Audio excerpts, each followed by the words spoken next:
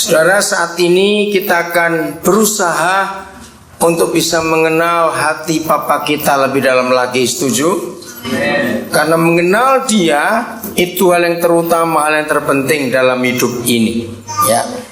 Mulai ayat 1, Yosua 1, mulai ayat 1. Saya baca.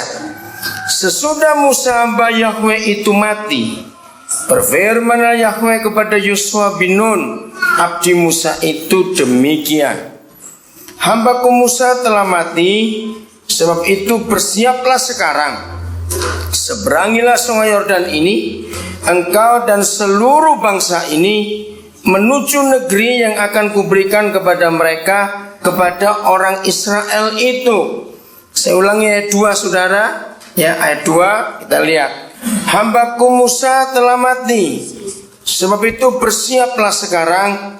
Seberangilah sungai Yordan ini, makasih, menuju negeri yang akan kuberikan kepada mereka, kepada orang Israel itu. Saudara, jangan tutup Alkitab saudara. Kita akan betul-betul belajar melihat ini.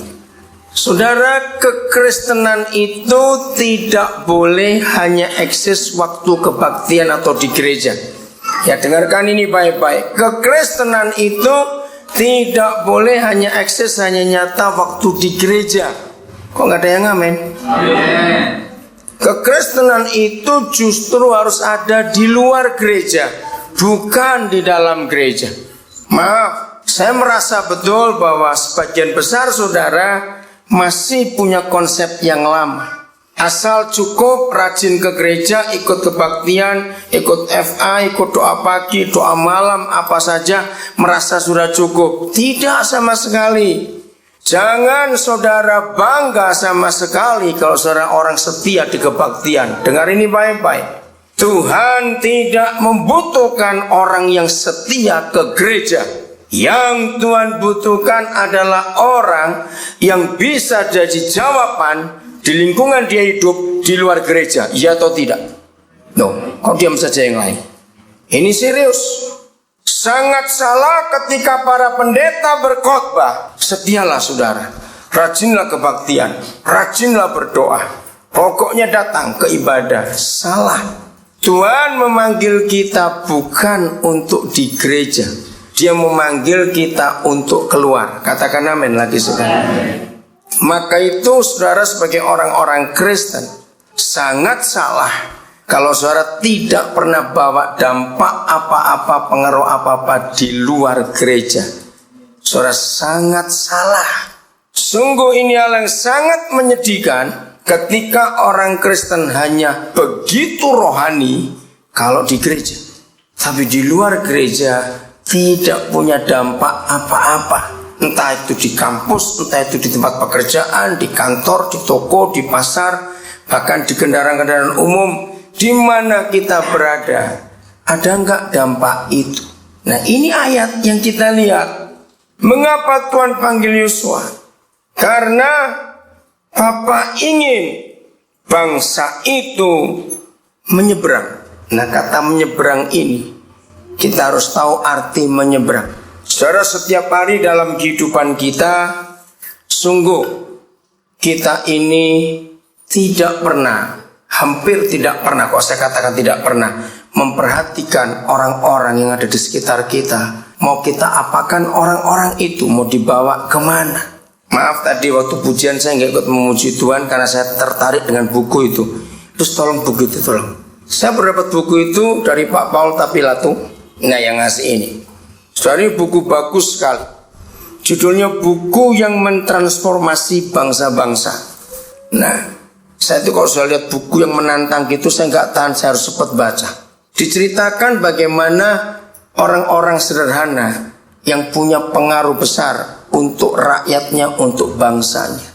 Saudara, cerita-cerita Alkitab itu sangat-sangat relevan untuk kehidupan lingkungan atau masyarakat di sekitarnya. Katakan amin. Karena itu yang Tuhan mau dalam hidup kita. Maka itu maaf saudara, maaf. Latihan-latihan musik, latihan pujian, latihan tamborin itu harusnya dikurangi. Gereja harus buat latihan-latihan bagaimana berani ngomong di lingkungan RT RW. Kok nggak amin lagi? Amin. Itu serius. Saya selalu menganjurkan orang-orang Kristen jadi ketua-ketua RT. Kok nggak amin lagi? Saudara ini mau apa? Harus. Karena itu yang punya dampak langsung ke masyarakat. Lagi sekali, kurangi banyak-banyak latihan musik, tamborin, WL. Toh lagunya cuma itu-itu saja, maaf.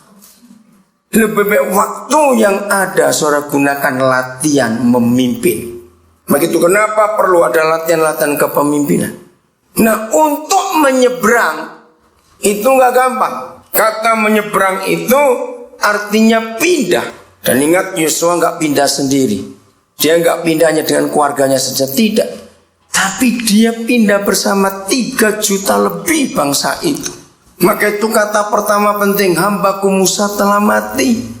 Dan Yahweh memilih Yosua untuk meneruskan. Bagaimana kita bisa membawa orang-orang itu menyeberang, sudah. Pindah dari hidupnya yang lama ke tempat yang baru. Ayo semua kita sadar.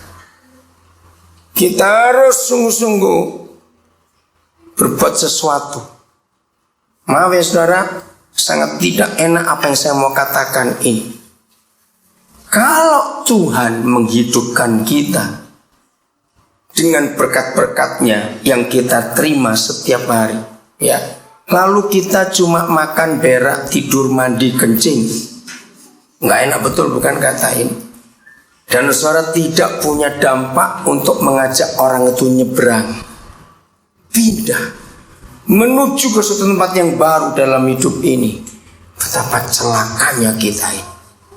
Lebih baik Tuhan pelihara kuda, pelihara sapi, pelihara kambing, masih bisa dijual, daripada pelihara kita nggak ngasilkan apa-apa. Ayo kita bertobat, saudara. Jangan dari minggu ke minggu, dari waktu ke waktu, cuma kebaktian saja. Nanti ini sudah dekat-dekat Natal, rapat panitia Natal lagi.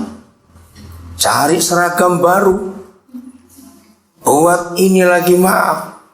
Terus selesai Natal, persiapan Paskah, rapat lagi, bentuk panitia lagi. Akhirnya dari kita ke kita, dari kita ke kita. Kapan dari kita ke dunia? Pada mikir itu tidak. Ayo kita mikir. Selama kita hidup, sudah berapa banyak orang yang kita bawa nyebrang? Ngerti arti ini saudara? Kita lihat lagi Yosua pasal 1 ini. Ayat 2. Hambaku Musa telah mati. Sebab itu bersiaplah sekarang, seberangilah sungai Yordan ini. Yaitu siapa dan siapa? Engkau Yosua dan seluruh bangsa ini menuju negeri.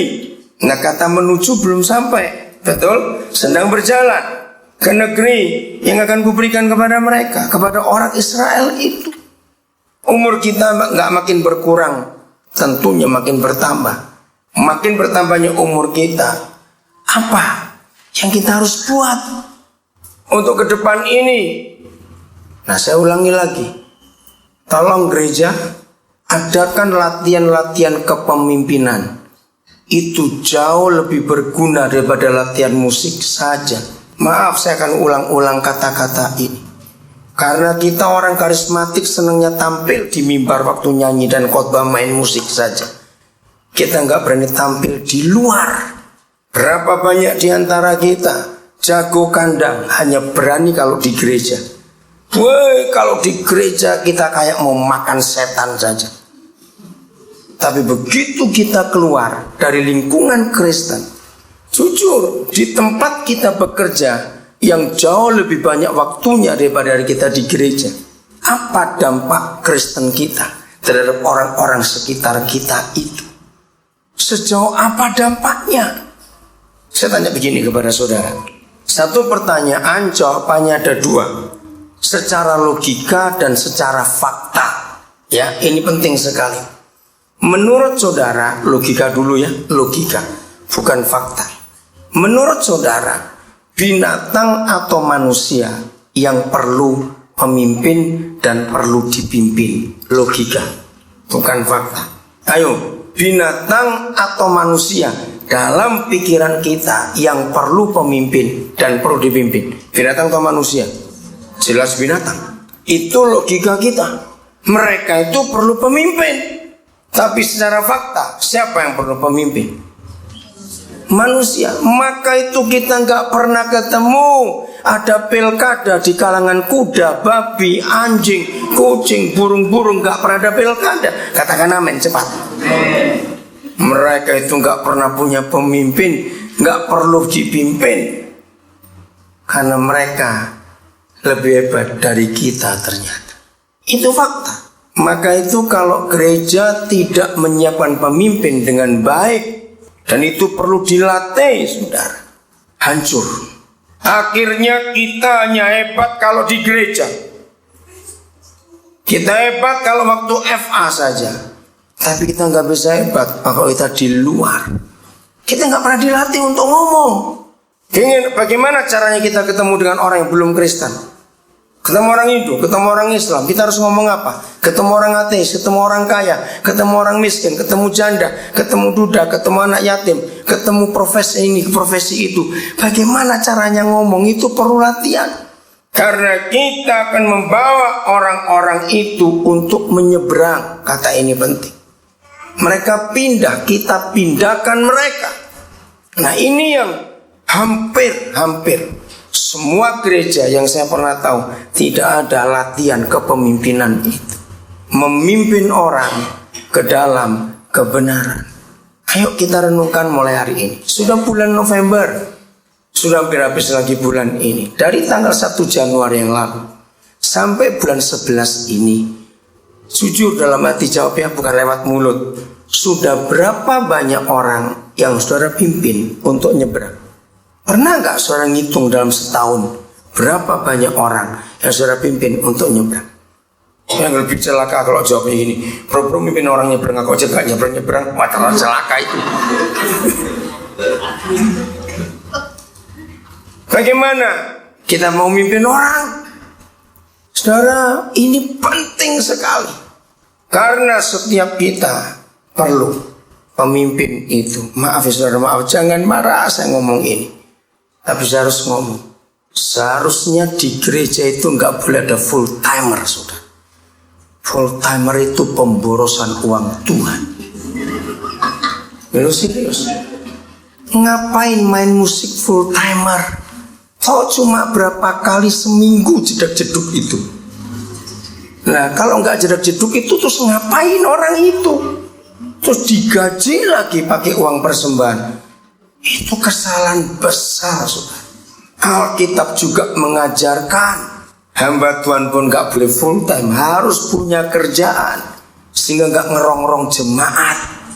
Apalagi yang anaknya banyak, jemaatnya mikir dong, bagaimana gajinya ini. Akhirnya khotbah gembala, khotbah pendeta selalu mengingatkan persembahan, jangan lupa ya, persembahan jangan lupa. Karena memang perlu. Nah itu salah. Saudara tinggal di Bali, belajar dari gereja Bali. Gereja Bali itu satu-satunya gereja di Indonesia yang gembala-gembalanya tidak boleh full time. Tidak boleh. Mereka menganut paham yang dari dulu sejak awal gereja itu berdiri. Karena begitu orang Bali jadi Kristen, mereka dikeluarkan dari tata masyarakat mereka. Subak nomor 1 dilepas. Lalu mereka nggak boleh belanja di kalangan orang Bali sendiri. Nah, dalam kesulitan itu, gereja Bali harus mandiri dan mengajarkan jangan mengganggu jemaat juga susah. Maka itu gereja Bali ini gereja yang terkaya di Indonesia, kalah HKBP kekayaannya. Tidak ada gereja sehebat gereja Bali di Indonesia. Punya hotel, saudara lihat di Dianapura, punya politeknik, punya sekolah perhotelan, punya perusahaan tata jasa program marga, itu catering internasional dimiliki oleh gereja Bali. Rata-rata istri-istri pendeta dari gereja Bali punya bisnis, kalau nggak salon, rumah makan, toko souvenir, butik, apalagi macam-macam. Hebat sekali. Itu yang dipakai oleh Alkitab. Maka itu yang mau full time bertobat dari ini. Batalkan tuh suara full time. Saya paling marah. Apalagi sudah sarjana full time lagi. Itu kejahatan besar sudah. Sungguh. Kalau seorang ngambil sarjana umum sekuler, teruskan ke bidang sekuler. Jangan full time di gereja. Nyimpang dikit ya. Kita lihat Kisah Rasul 20. Paulus tidak full time. Dan firman Tuhan menyatakan, lalu dari mana gereja menganut pendeta harus full time? Itu dari agama. Agama Hindu, agama Buddha, agama-agama apa saja. Itu para tokohnya harus tidak bekerja. Pendeta-pendeta dari agama apa saja, itu makannya dari umatnya. Nah, gereja ngambil pola itu. Alkitab tidak pernah. Saudara boleh cari sampai robek Alkitab saudara. Gak ada kata full time, itu tidak ada. Semua harus punya tanggung jawab dalam hidup. Mungkin ada berkata, ya tapi bagaimana? Kan saya ini hamba Tuhan, jemaatnya banyak perlu waktu. Tidak. Tetap harus punya kerjaan. Kisah Rasul 20 mulai ayat 33. Ini perpisahan Paulus dengan para penatua di Efesus. Ya, pelan-pelan. Ayat 33. Perak atau emas atau pakaian tidak pernah aku ingini dari siapapun juga. Lihat, harusnya semua hamba Tuhan menggunakan ayat ini. Enggak pernah aku ingini dari siapapun juga. Kamu sendiri tahu bahwa dengan tanganku sendiri aku telah bekerja untuk memenuhi apanya? Ayo baca yang lain. Untuk memenuhi apanya? Keperluanku dan keperluan kawan-kawan seperjalananku. Dia kerja. Gereja Bali menggunakan ayat ini. Ayat 35. Dalam berapa hal? Ini baca dalam berapa hal? Segala sesuatu telah kuberikan contoh kepada kamu, bahwa dengan bekerja demikian, kita itu siapa? Kata kita di sini. Ayo, bahwa dengan bekerja demikian kata kita di sini itu siapa? Hamba-hamba Tuhan. Bahwa dengan bekerja demikian, kalau saya sebagai hamba Tuhan, saya berkata kami harus bagaimana? Membantu siapa? Ayo baca terus. Harus membantu siapa? Orang-orang yang lemah. Stop dulu sampai di situ. Jadi tidak ada ayat hamba Tuhan itu diberi. Itu adanya di agama-agama yang lain. Kalau saya lihat agama Buddha, sehari 2 kali para pendeta Buddha itu berjejer di depan kuilnya dengan bawa baskom besar-besar. Lalu umat lewat memberi sesuatu, dan itulah mereka. Nah, gereja mengambil pola itu. Jadi hamba Tuhan pun gak boleh full time, harus punya kerjaan sendiri. Karena hamba Tuhan pun harus membantu. Betul tidak, saudara? Nah, banyak orang Kristen kaget kalau ini dibacakan, karena selama ini saudara tidak pernah meneliti Alkitab sendiri. Saudara dengar pendeta khotbah, ya sudah itu. Padahal Alkitabnya jelas. Lanjut. Dan apa? Nah, stop dulu. Harus. Apa arti kata harus? Wajib. Tidak bisa ditawar. Hamba-hamba Tuhan harus mengingat perkataan Tuhan Yesus. Sebab ia sendiri telah mengatakan. Ya, apa yang dikatakan? Baca sama-sama. 1, 2, 3. Adalah lebih berbahagia memberi daripada menerima.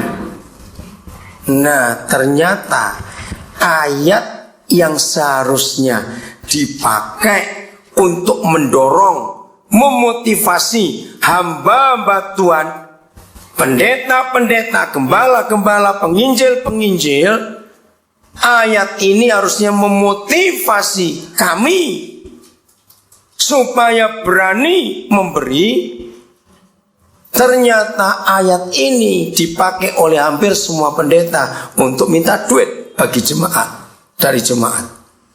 Ayo, siapa pernah buat proposal pakai ayat ini? Nggak pernah dapat proposal? Lalu terakhir ada ayat ini, berbahagia memberi daripada menerima. Padahal ayat ini tuh untuk para pendeta, bukan untuk pendeta cari duit. Saudara lihat ayat ini. Jadi pendeta itu harus memberi, bukan diberi. Yang belum pernah tahu jadi kaget. Saudara, menyedihkan. Dengar baik-baik. Tahun 70-an, saudara, sampai awal 80-an. Kalau saya khotbah pada bulan Juni, Juli, Agustus, ya itu tahun 70-an, awal 80-an. Kalau saya khotbah pada bulan Juni, Juli, Agustus, sudah langganan saya tahu. Pasti khotbah saya akan terpotong minimal 10 menit. Tergantung selebihnya. Kenapa waktu saya terpotong? Karena zaman itu guru-guru sekolah Alkitab itu kesulitan cari murid. Zaman itu langka sekali orang jadi pendeta, jadi penginjil itu langka sekali. Hampir nggak ada yang mau. Maka itu sekolah Alkitab kesulitan cari. Jadi kalau sudah musim tahun ajaran baru, maka guru-guru waktu itu berkeliling ke gereja-gereja. Ngerti maksudnya? Untuk pengumuman, siapa mau sekolah Alkitab, siapa mau sekolah Alkitab. Oh, zaman itu kalau ada anak muda, perempuan khususnya, terus bilang sama mama papanya, Pak, Ma, saya sudah punya pacar. Oh, bagus kalau gitu. Siapa? Calon pendeta. Apa? Gitu. Mau makan kerikil, kawin sama pendeta kamu. Betul nggak? Itu tahun 70-an yang lalu, tahun 80-an. Oh, profesi pendeta sangat-sangat rendah dan dihina. Tapi tahun 90-an sampai sekarang ini, heran, berubah balik. Rame-rame orang pengen jadi pendeta. Nggak perlu didorong-dorong. Anak-anak muda ingin jadi pendeta. Nah, saya tuh mulai nyelidiki kenapa fenomenanya berbalik. Sekarang ini banyak orang-orang tua ingin punya mantu pendeta.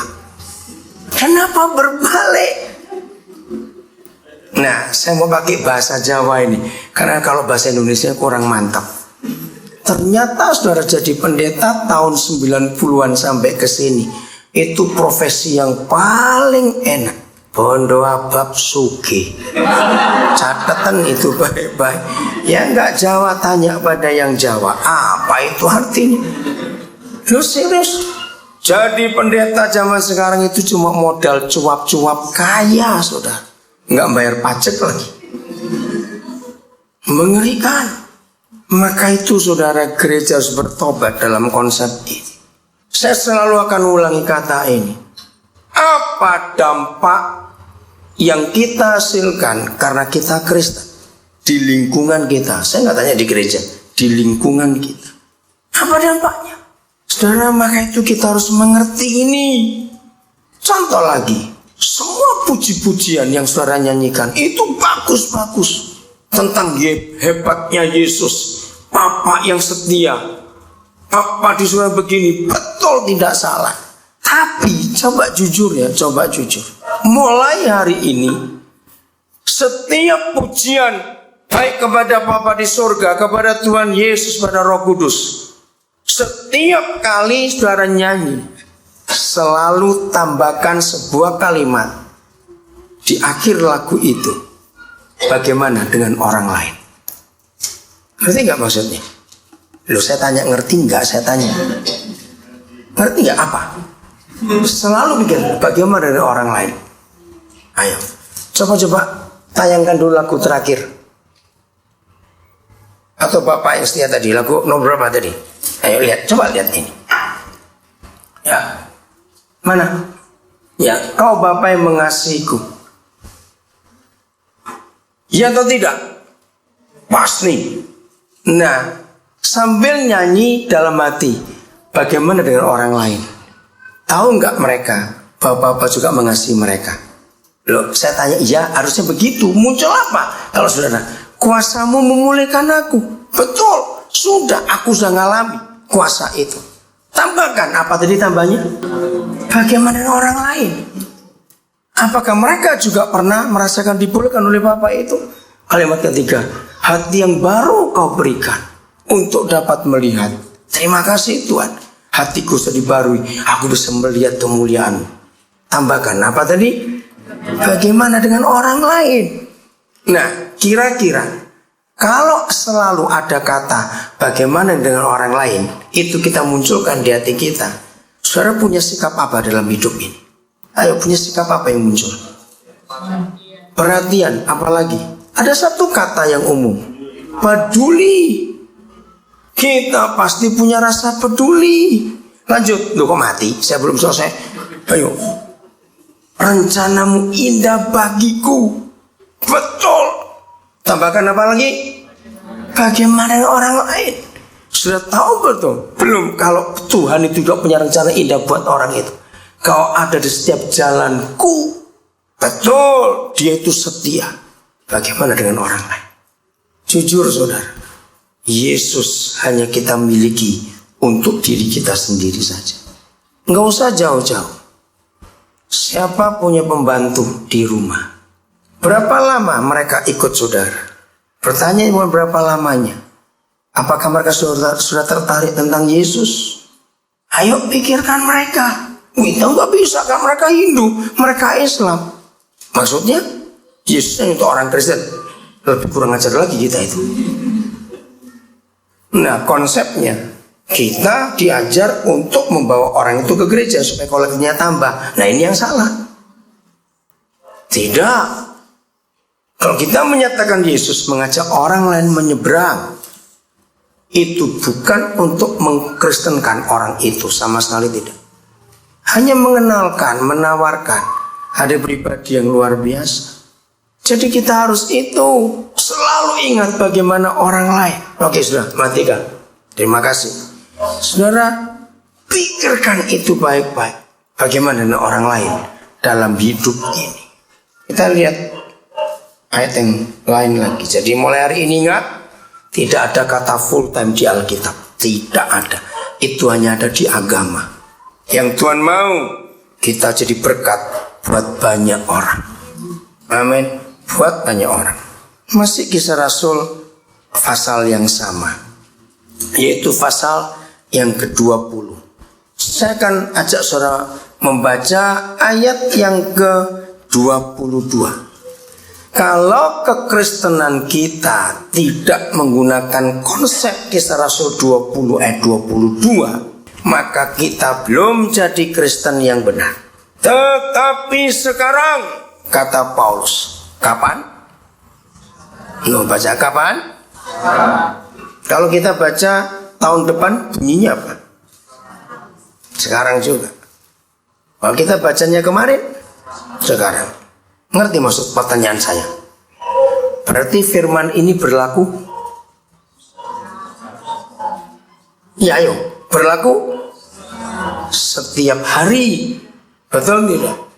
Nah, apa yang harus terjadi dalam hidup kita tiap hari? Ini dia. Tetapi sekarang, berarti setiap hari. Sebagai siapa? Tawanan roh. Garis bawahi itu. Tawanan roh. Saudara, ada begitu banyak orang Kristen yang ditawan oleh duit, saudara. Betul tidak? Kok bisa? Nah, saya beri contoh kecil saja. Siapa yang bersuka cita kalau uangnya lagi banyak? Nah, itu tawanan duit namanya. Kalau nggak ada duit marah-marah. Anak-anak itu sampai hafal. Mama itu kalau lagi duit banyak pasti seneng nyanyi. Anak sampai tahu. Jadi kalau mama marah-marah, anak tahu lagi gak punya duit ini. Nah, maka kita jujur. Sukacita kita itu karena apa? Saya pernah buat penelitian. Sampai anjing saja tahu kapan saudara punya duit dan gak punya duit. Kok bisa tahu? Bukan karena makanannya. Bukan. Anjing itu tahu kalau saudara punya duit dan tidak waktu saudara pulang ke rumah. Kalau saudara pulang ke rumah manis-manis, parkir motor manis, buka pintunya manis, masuk rumah suaranya tenang, anjing diam saja di situ lagi punya duit itu. Tapi kalau pulang rumah gubrak, anjing langsung lari di bawah kolong meja, takut ditendang karena anjingnya tahu orangnya lagi nggak punya duit.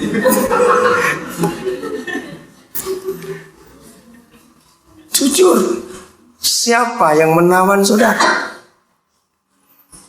Ada juga orang Kristen yang jadi tawanan sinetron. Banyak atau sedikit? Nah, bertobat itu. Sungguh sinetron itu bisa menawan saudara. Siapa yang tahu? Tapi yang paling panjang sampai sudah 80 sekian episode nggak bisa habis itu. Apa? Cinta Fitri. Kalau sampai 80 sekian, saya pikir kok bisa ngarang cerita kayak begitu. Saudara, awas. Kalau engkau jadi tawanan sinetron, maka siapa yang menawan kita, dialah yang jadi tuan kita. Betul? Kalau Paulus menjadi tawanan roh, berarti yang menguasai dia siapa? Roh Kudus yang ngatur dia. Kalau uang yang menawan kita, maka uang yang jadi tuan kita. Kalau sinetron yang menawan kita, maka sinetron jadi tuan kita. Sehingga apa saja bisa dikalahkan oleh siapa yang menawan kita. Mari kita tanya pada diri kita, siapa masih terikat pornografi, situs-situs porno, ditawan oleh pornografi. Banyak macam tawanan dalam hidup ini. Suami istri yang rajin bertengkar, bertobat itu, berarti sudah ditawan oleh pertengkaran di rumah. Ngeri saudara. Dari beberapa keluarga yang saya pernah tahu, jadi marah itu sudah jadi biasa. Malah kalau nggak marah kok rasa kurang, jadi perlu marah. Karena soal langganan marah masalahnya. Jadi kalau sehari nggak marah kok ada yang nggak enak ya gitu. Kurang ajar betul. Apapun yang terjadi pada kita suami istri, anak-anak selalu jadi korbannya. Betul tidak? Anak-anak selalu jadi korbannya. Maka itu penting sekali kita menjaga bagaimana hidup pernikahan kita supaya kita hidup benar. Lalu lihat kalimat berikut. Apa yang terjadi kalau kita jadi tawanan roh? Saya baca lagi ayat 22. Tetapi sekarang sebagai tawanan roh, aku pergi ke Yerusalem karena disuruh ke sana. Dan aku tidak tahu. Saya suka menambahkan kata ini. Paulus bersikap begini, dan aku tidak mau tahu apa yang akan terjadi atas diriku di situ. Artinya terserah. Selain daripada apa yang dinyatakan Roh Kudus dari kota ke kota kepadaku. Jadi Paulus ditawan oleh Roh dan dia menyerah pada pimpinan Roh itu. Dia nggak mau tahu, dia cuma mau tahu saja. Terserah Roh Kudus yang menawan dia. Kita lihat, saudara beri tanda Kisah Rasul 20 ini. Matius 4 ayat 1. Bagaimana cara hidup Yesus? Yesus dibawa oleh travel begitu. Dibawa siapa yang baca itu? Roh, bukan travel saudara. Dibawa oleh Roh. Kemana? Ke kuda? Bukan. Ke padang gurun. Untuk apa? Nah itu. Kalau Roh yang memimpin kita, kita harus ikut walaupun itu tidak enak. Ya, kok gak amin? Berarti maunya cari yang enak saja ini orang. Jadi siapa yang menawan kita, maka pribadi itulah yang menaklukkan, menguasai kita. Dipimpin oleh Roh. Untuk hal apa saja, dan diatur oleh diri sendiri, oleh Roh Kudus. Kembali ke Efesus 20 ayat 23 tadi ya. Nggak tahu, aku nggak mau tahu. Ada apa di sana? Urusan Roh Kudus. Selain daripada yang dinyatakan Roh Kudus dari kota ke kota kepadaku, apa hotel dan restoran menunggu aku, begitu. Ayo baca apa yang menunggu dia? Penjara dan sengsara yang menunggu aku. Tetapi aku tidak menghiraukan nyawaku sedikit pun. Tadi pagi saya sharing dengan seseorang tentang kata nyawaku, tidak menghiraukan nyawaku sedikit pun. Saudara masih ingat zaman-zaman tahun 60-an, 70-an ya, yang belum lahir tahun itu mimpilah sudah gitu. Kalau ada penodong, ada perampok, itu kalau mau ngerampok orang, nodong orang itu kata-katanya apa? Nah itu harta atau nyawa. Betul tidak? Nah ternyata saudara, orang Kristen yang susah nyerahkan uangnya kepada Tuhan, dia akan susah nyerahkan hidupnya juga kepada Tuhan. Karena harta dan nyawa itu menyatu. Maka itu betul Tuhan Yesus berkata, sebab di mana ada apamu, di situ ada apamu. Ayo teruskan. Sebab di mana ada hartamu, di situ ada apamu? Hatimu. Jujur ya, jujur. Selama 10 bulan, lebih 2 minggu, lebih berapa hari ini, berapa uang yang saudara punya, yang saudara berikan untuk pekerjaan Tuhan? Jangan pura-pura tuli, awas. Serius. Sebab uang dan hidup itu menyatu. Tahun 76 saya ikut seminar misi untuk mahasiswa yang dipimpin oleh pendeta Stephen Tong, belum doktor dia waktu itu tahun 76. Wah, ada ratusan mahasiswa. Saya hadir di gedung Balai Sahabat di Surabaya, Jalan Genteng Kali itu. Saudara, ketika Pak Tong nantang, dengan saudara tahu kalau dia khotbah, wah berapi-api kayak Johnson, betul kalau dia khotbah. Pada akhir khotbah itu dia nantang, sekarang siapa yang akan memberikan hidupnya menjadi penginjil ke India, kalau nak kemana? Wah, saudara, yang ngangkat tangan hampir semua mahasiswa. Turunkan tangan. Terus sekarang siapa yang sekarang ini berani menyerahkan semua uang yang ada? Dulu belum ada ATM. Ya, jadi uang dari dompet. Cuma 4 orang. Nah, di situ ibu tolong matikan, ibu HP-nya dari teko. Ya, tolong ibu matikan aja. Kalau nggak bisa matikan, dibawa keluar sana. Saudara, Pak Tong berkata begini. Ternyata kemunafikan terjadi dalam hidup orang Kristen. Lebih gampang menyerahkan hidup daripada menyerahkan dompet. Saudara, ayat ini saudara perhatikan. Aku tidak mau tahu apa yang dikatakan Roh Kudus, aku ikut. Karena dia cuma mau tahu satu saja. Dia tidak mau menghiraukan nyawanya sedikit. Jadi kalau saudara masih pelit jadi orang Kristen, udahlah jujur saja, sepanjang tahun ini berapa yang saudara berikan untuk pekerjaan Tuhan? Bukan untuk Tuhan ya. Salah kalau saudara ditantang oleh pendeta, saudara kita harus memberi kepada Tuhan. Salah. Tuhan kita tuh nggak perlu duit. Katakan amin cepat. Pekerjaannya yang perlu duit. Maka itu salah kalau kita mengajak orang, ayo kita memberi persembahan buat Tuhan. Salah. Maka itu jangan suka saksi gini ya. Saya tuh paling enak kalau dengar saksi ini. Saudara-saudara, setelah saya bertobat dari tidak memberi perpuluhan, saya rajin memberi perpuluhan. Maka Tuhan memberkati saya. Setelah saya rajin memberi perpuluhan, saya akan tentang kesaksian seperti itu. Kalau Tuhan memberkati gara-gara kita memberi perpuluhan, saya nggak akan percaya kepada Tuhan yang saudara sembah. Sebab yang saya kenal Tuhan saya tidak mata duitan. Kok nggak amin? Jangan saksi seperti itu, salah. Jangan mancing-mancing orang untuk diberkati dengan cara memberi. Tidak. Itu hanya pendetanya lagi butuh duit khotbah seperti itu. Sungguh saya berkata ini. Saudara, Tuhan itu kalau melihat persembahan kita, itu tidak menghitung yang kita beri. Entah di kantong kolektor atau kita tulis dengan janji iman, tidak. Lalu mana yang Tuhan hitung? Maka itu dengar ini baik-baik. Yang kita berikan sebagai persembahan itu yang ngitung bendahara. Tuhan ngitungnya yang masih di bank dan di rumah. Mati kita. Loh kok bisa begitu? Saudara masih ingat ketika pelajaran persembahan diberikan oleh Tuhan Yesus?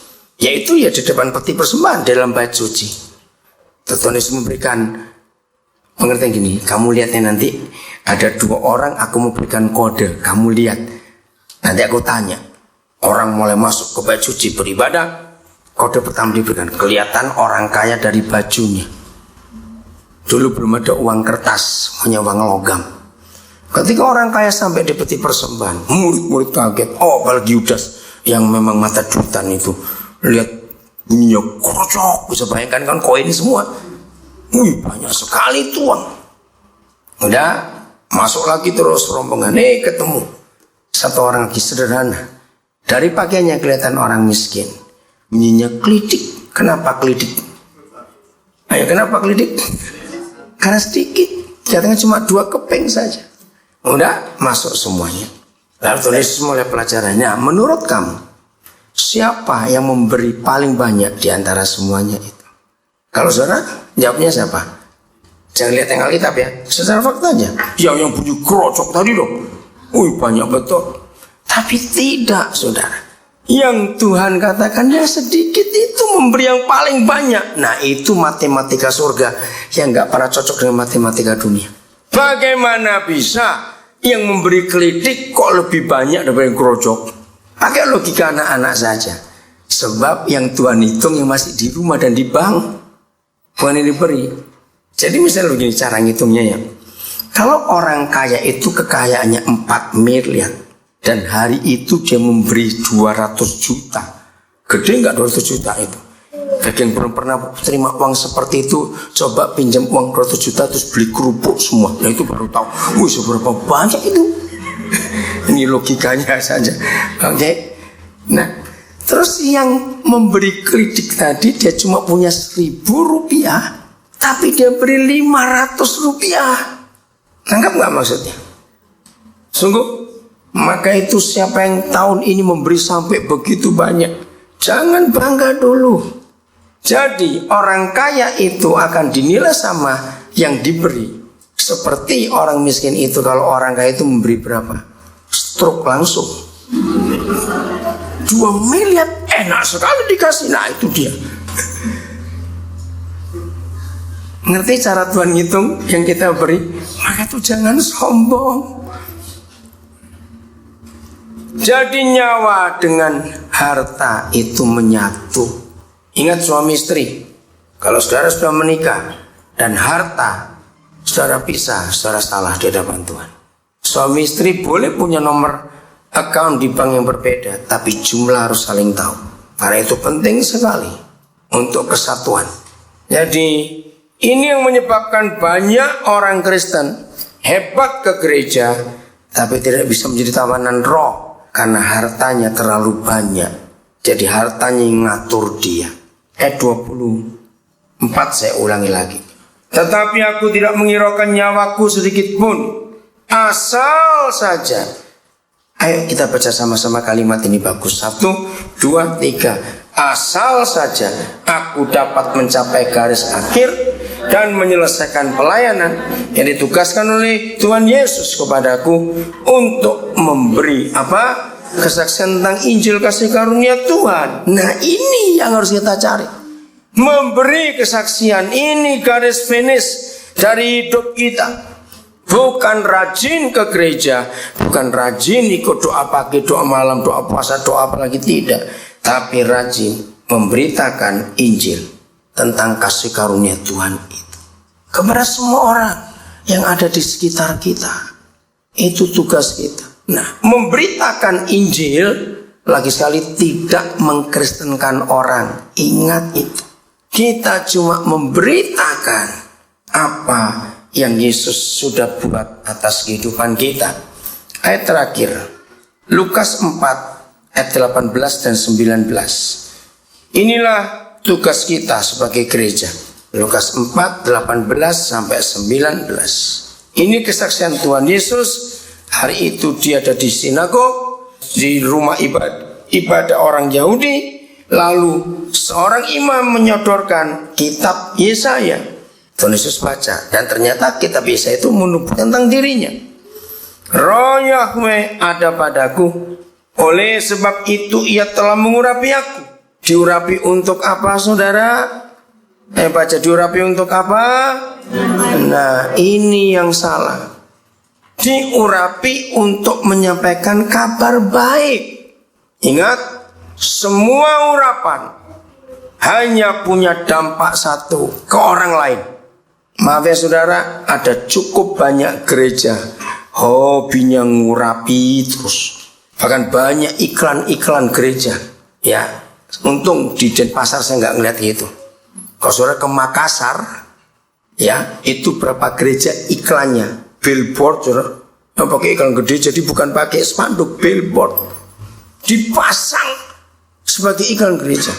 Terusnya begini, ada pengurapan untuk merdeka, ada pengurapan untuk jadi kaya, ada pengurapan untuk sembuh, ada pengurapan, selalu ada tuh. Pada akhir kebaktian ada doa pengurapan.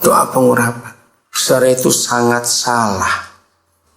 Belajarlah untuk melakukan apa yang ditulis Alkitab. Jangan melakukan yang tidak ditulis oleh Alkitab. Nah, ayat ini jelas, pengurapan itu untuk memberitakan kabar baik, bukan untuk gemeter-gemeter terus ngeblak. Tidak, saudara. Maaf ya saya ngomong ini. Itu loh. Orang Kristen ini kadang-kadang aneh-aneh. Sering sebetulnya, cuma saya memperhalus saja kadang-kadang. Aneh-anehnya di bagian ini. Dikit-dikit minta diurapi, dikit-dikit minta diurapi. Ingat, pengurapan itu menurut firman ini untuk menyampaikan kabar baik. Jadi kalau saudara diurapi berkali-kali tapi nggak pernah menyampaikan kabar baik, bahwa itu urapan palsu. Mau marah, marahlah, karena ayatnya jelas. Dan telah mengurapi aku untuk menyampaikan kabar baik. Satu, kepada siapa? Orang miskin. Nah, yuk kita lihat. Orang miskin itu banyak atau sedikit di sekitar kita? Sangat banyak. Mereka perlu kabar baik, bukan perlu ke gereja. Salah. Jangan pernah nginjil, ayo ke gereja. Ayo ke gereja, itu salah, saudara. Dia nggak ada ayat yang mengatakan kita ngajak orang ke gereja. Tidak. Kabar baik. Apa itu kabar baik? Kabar pengampunan dosa. Betul. Kabar keselamatan. Sampaikan kepada semua orang itu. Nomor satu adalah orang miskin. Nah, saya belajar dari Roh Kudus. Menurut saudara, orang miskin itu apa? Coba jawab. Orang miskin itu apa menurut saudara? Cepetan ini. Apa itu orang miskin? Apa? Tidak punya apa-apa. Tuh. Tapi jangan anggap orang miskin itu hanya orang nggak punya uang. Saya mau tunjukkan, ini Roh Kudus mengajar saya. Ada banyak orang kaya tapi miskin ngantuk. Kayak miskin tidak? Apa itu miskin ngantuk? Nah, cepat. Apa itu miskin ngantuk? Uangnya banyak, rumahnya mewah, mobilnya banyak, tapi miskin ngantuk. Jadi nggak bisa tidur. Jadi mereka pun perlu kabar baik, saudara. Amin. Ada orang kaya, wow, setiap minggu bisa keluar negeri, tapi miskin sehat. Jadi apa dia? Sakit-sakitan. Nah, mereka itu perlu kabar baik. Amin. Ada orang kaya, uangnya banyak, tapi miskin kebahagiaan. Artinya apa? Sumpah, apa lagi? Ya, apa lagi? Uangnya banyak tapi miskin bahagia. Ya, itu orang stres. Kaya secara uang. Jadi itulah urapan yang Roh Kudus berikan kepada kita untuk menolong orang-orang itu. Yang kedua, orang siapa lagi? Kepada siapa kabar baik diberitakan? Dan ia telah mengutus aku untuk apa? Ayo, terus. Ya, aduh, saya tanya saudara, baca Alkitab, saudara itu baca. Untuk apa? Memberitakan apa? Membebaskan kepada siapa? Orang-orang tawanan. Orang-orang tawanan yang pertama jelas orang-orang dalam penjara. Tapi banyak orang-orang yang di luar penjara juga tertawan. Narkoba, itu tawanan tidak? Perzinahan, itu tawanan tidak? Terikat, itu tawanan. Merokok, macam-macam, perjudian, alkohol, itu tawanan. Nah, kita harus cari orang-orang itu. Hanya enggak orang-orang seperti itu di sekitar kita. Terus orang-orang miskin tadi banyak. Terus, dan ayo kita bicara 19. Dan apa? Penglihatan bagi orang-orang buta. Jadi mulai penglihatan. Orang buta enggak cuma orang yang enggak punya penglihatan secara fisik. Tidak. Saudara pernah ketemu orang melek tapi buta? Enggak, kasihan. Banyak kok enggak, bagaimana? Saya tunjukkan begini. Dia ambil dompetnya orang lain, dia buta tidak? Nah itu dia. Kan buta salah ambil. Dia pulang tapi ke rumah orang lain sehingga ambil istri orang lain. Buta tidak. Nah ya sudah, banyak tahu orang seperti itu. Banyak di sekitar kita. Maka itu kita harus tahu. Jangan cuma secara hurufiah saja. Ada orang-orang buta juga. Terus untuk apa lagi? Membebaskan orang-orang yang tertindas. Tekanan-tekanan hidup begitu berat sekarang ini, saudara. Maka itu saya selalu berkata begini. Tiap kali ada orang bunuh diri karena dia tertekan hidupnya, tertindas hidupnya, maka yang sangat dan harus disalahkan adalah gereja yang terdekat dengan orang itu tinggal. Kenapa? Mengapa kita yang patut disalahkan kalau ada orang bunuh diri di dekat rumah kita? Kenapa? Coba jawab. Ayo. Orang itu ternyata nggak pernah tahu kalau di dekat dia ada jalan keluar. Karena kita nggak pernah memberi kesaksian, maka itu mereka tertindas, terus mereka mati. Begitu banyak orang-orang di sekitar kita ngalami itu. Yang terakhir, untuk siapa kabar baik? Ayo, untuk memberitakan apa? Tahun rahmat Yahweh telah datang. Ada hal yang sangat indah yang Tuhan sediakan buat kita. Dan ini kita harus bagi. Nah, dari ayat ini, kalau pengurapan ada dalam hidup kita, ini untuk siapa? Untuk kita atau untuk orang lain? Ayo jawab, ini untuk siapa ini? Orang lain. Jadi mau mulai hari ini, apapun kita nyanyikan, yang kita imani dalam Yesus, kita berkata bagaimana orang lain? Bagaimana orang lain? Kapan mereka bisa buat itu? Kapan? Ayo kita siapkan diri betul-betul untuk melihat ini, saudara. Supaya dunia kita siapkan untuk menerima kabar baik. Saya bukan orang Bali, kami tinggal di Papua, tapi sudah lama hati saya untuk Bali, khusus untuk anak-anak jalanan yang bertambah hari bertambah banyak. Saudara, saya sudah punya bayangan, saya akan bangun suatu tempat sekian lantai sesuai aturan Bali, 3 lantai atau 4 lantai, untuk buat fasilitas buat anak-anak itu, supaya mereka juga bisa menikmati kabar baik yang kita punya. Ayo buat pada orang-orang di sekitar kita, lakukan itu supaya kabar baik itu sampai ke seluruh dunia, dan barulah Yesus akan datang kembali. Kalau kita tidak memberitakan itu, dia tidak akan datang. Jadi saya akan akhiri dengan kalimat ini. Jangan jadi Kristen untuk diri sendiri saja, jangan. Ayo kita jadi Kristen untuk jadi berkat ya buat semua orang yang ada di sekitar kita. Mari kita menghampiri Tuhan. Saudara, saat ini kita akan berusaha untuk bisa mengenal hati Papa kita lebih dalam lagi, setuju? Karena mengenal dia itu hal yang terutama, hal yang terpenting dalam hidup ini ya. Mulai ayat 1, Yosua 1, mulai ayat 1. Saya baca. Sesudah Musa hamba Yahweh itu